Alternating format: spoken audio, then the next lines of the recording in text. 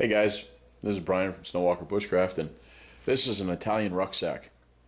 It's pretty small. It's about 15 by 15, so it's not very large, but you can use it for a nice small day pack. And when we come back, I'm going to show you some modifications that I think you'll like if you're kind of a bigger guy. So stick with me. Alright guys, canvas rucksack, Italian, military issue. Pretty good for kicking around if you like with the old standard canvas. It's not big, like I told you. You know, at its widest point, it's actually about 13 inches wide. All right, and it's about 16 inches tall. Okay, in comparison, okay. I mean, here you have this. This is a haversack. Okay, you can see it's not the greatest in the world, but it is kind of serviceable. You know, as a day pack, you can throw in at least 10 pieces of gear, and you're ready to go out, and you can have a good time. Two side pockets, single pocket on the inside. I'm sure you've seen these before. All right. For not that much money, I happened to get this one for about 16 bucks. So that's a pretty good deal. Problem with these is that if you're a big guy, okay, I run 210, all right, if you go to put on a jacket or something of that nature, or these straps, and like I was saying, if you're a big guy, there's not much room, as you can see, with these straps. If you go to put a jacket on, you're not going to be very comfortable. So, you know, just take a pair of scissors and basically cut these off and toss them.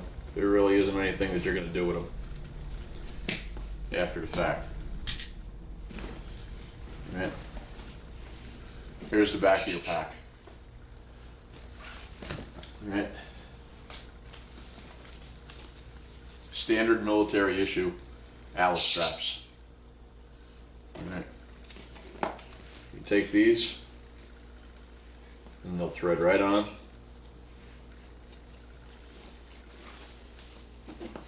And you have no problems after that.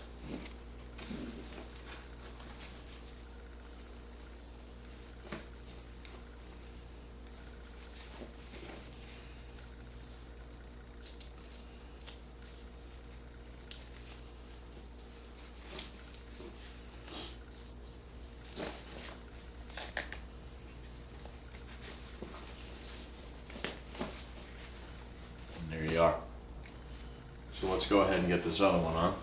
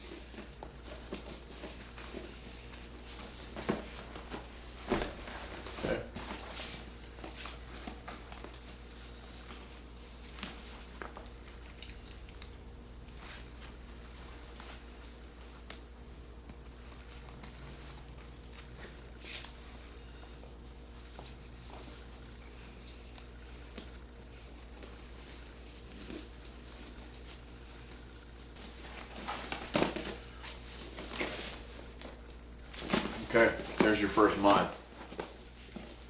Throw them on. Now you have it easily you have a lot more adjustment and you're good to go. They're padded, heavy duty, there's quick disconnects, and they're adjustable. Granted, they are not the canvas straps, but at this point I don't really care because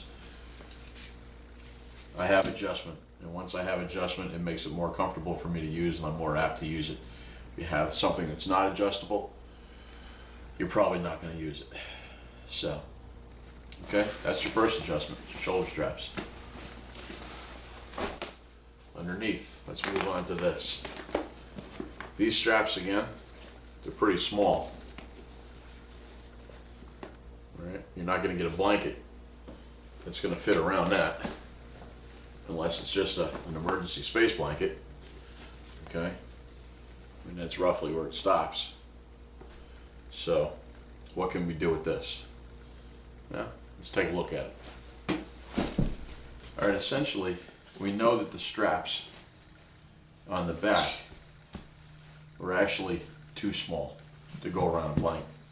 Okay, this blanket right here is just a standard Italian wool blanket.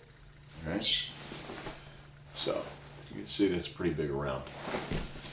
It's not as big as the Hudson Bay or anything, but it is rather large.